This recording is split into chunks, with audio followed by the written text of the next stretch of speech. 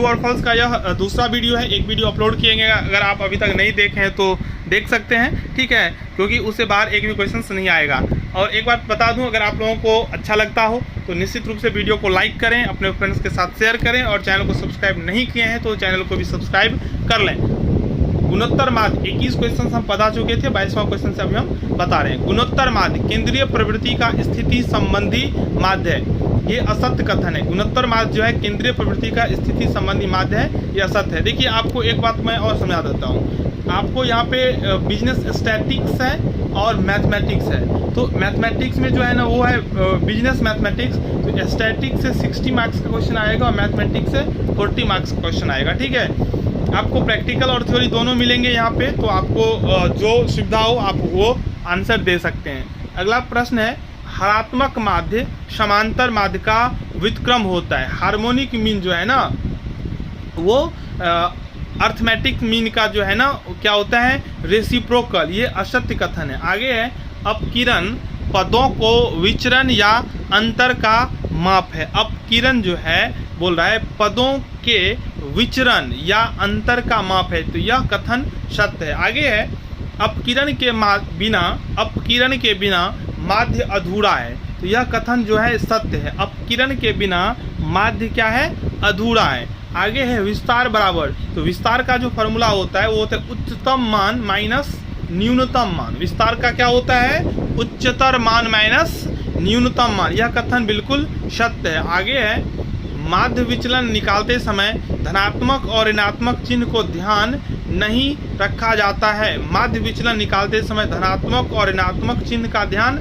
नहीं रखा जाता है, बिल्कुल सही बात है। जब आप मीन डिविएशन निकाल रहे होते हैं उस समय पॉजिटिव और नेगेटिव साइन को ध्यान में नहीं रखते हैं। माध्य विचलन निकालते समय धनात्मक और ऋणात्मक चिन्ह को ध्यान नहीं रखा जाता है। माध्य विचलन निकालते समय धनात्मक और ऋणात्मक चिन्ह को ध्यान नहीं रखा जाता है, बिल्कुल सही बात है। आगे है, चतुर्थक विचलन विस्तार की तुलना में अपकिरण का श्रेष्ठ माप है, ठीक है। तो चतुर्थक विचलन विस्तार की तुलना में अपकिरण का माप, देखिए चतुर्थक विचलन विस्तार ये सब अपकिरण का माप है। यहाँ पे बोल रहा है जो चतुर्थक विचलन क्वार्टाइल डेविएशन जो है रेंज की अपेक्षा में अच्छा माप है, श्रेष्ठ माप है, तो बिल्कुल ये ट्रू स्टेटमेंट है, ठीक है।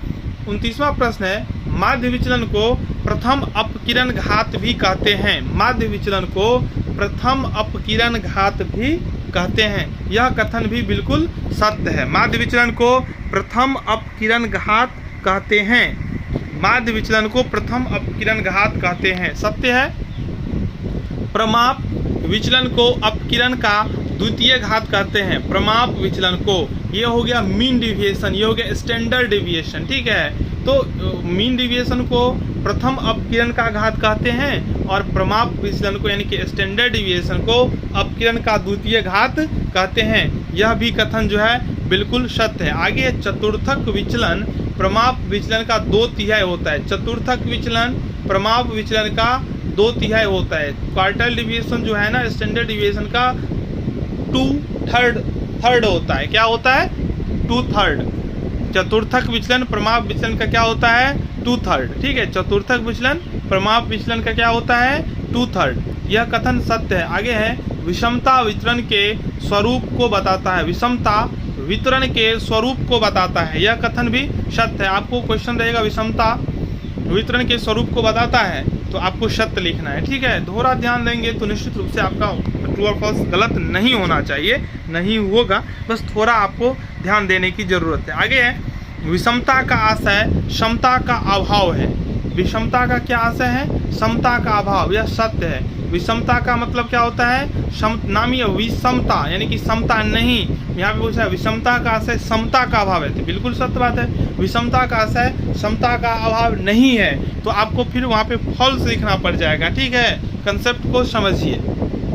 आगे है, विषमता केवल धनात्मक हो सकती है, यह कथन जो है असत्य है। विषमता धनात्मक और ऋणात्मक दोनों हो सकता है, ये बात समझ लीजिए। विषमता धनात्मक और ऋणात्मक दोनों हो सकता है। यहाँ पे बोल रहा है विषमता केवल धनात्मक होता है, तो केवल वैसे भी निगेटिव वर्ड है, केवल जब ही आ जाए तो वहाँ पे आंसर जो है ना वो नहीं होता है, ये समझ लीजिए। लेकिन आपको इतना अभी नेगेटिव पॉजिटिव वर्ड पे नहीं जाना है, क्योंकि आपको टीचर वाला एग्ज़ाम देना नहीं है। अभी आप पार्ट 1 का एग्ज़ाम दे रहे हैं, आपको उतना अभी जाने की ज़रूरत नहीं है, आगे आप सब कुछ समझ ही जाएंगे, ठीक है।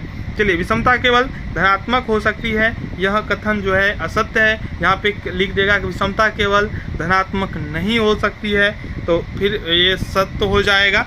आगे है सूचकांक आर्थिक वायु मापक यंत्र है। सूचकांक जो इंडेक्स है ना, वो आर्थिक माप का यंत्र है, ये कथन जो है बिल्कुल सत्य है। आगे है स्टैटिक शब्द, स्टैटिक का बहुवचन है। स्टैटिक्स, देखिए स्टैटिक्स लास्ट में एस लगा है, और हम सभी जानते हैं जो सिंगुलर को प्लूरल बनाने के लिए एस या ई एस का प्रयोग करते हैं, इसलिए यहाँ पे यह क्वेश्चन बन गया। जो लास्ट में एस है, इसलिए जो स्टैटिक का क्या है, बहुवचन है? नहीं, स्टैटिक्स जो है स्टैटिक का बहुवचन नहीं है, ठीक है, ये असत्य हो जाएगा। आगे है सांख्यिकी का दुरुपयोग नहीं हो सकता है, यह कथन जो है असत्य है। सांख्यिकी का दुरुपयोग हो सकता है, हम कुछ ऐसा डेटा इकट्ठा कर लें जिससे हम कुछ ऐसा का, जैसे आप लोग देखते होंगे जो बहुत सारे ऑफर, बहुत सारे आपको लॉटरी का मैसेज आता है, वो कैसे आता है, आपका नंबर उसके पास जाता कैसे है? तो जो कंपनी आपका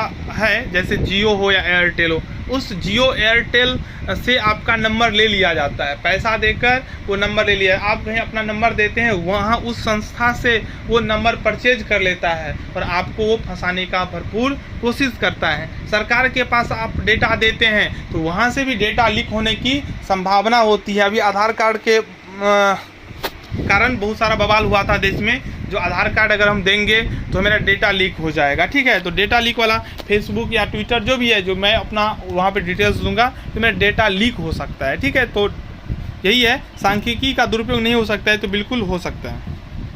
यहाँ पे दे देगा हो सकता है, तो सत्य हो जाएगा।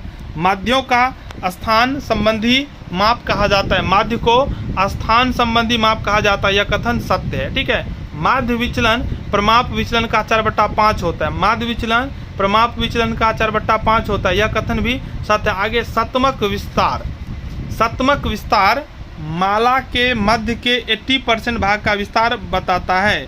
सतमक परसेंटाइल रेंज जो है ना, वो माला के मध्य के 80% भाग का विस्तार बताता है, यह कथन सत्य है। आगे है सामाजिक विज्ञान में विषमता ऋणात्मक होती है, सामाजिक विज्ञान में विषमता जो है वो ऋणात्मक होती है।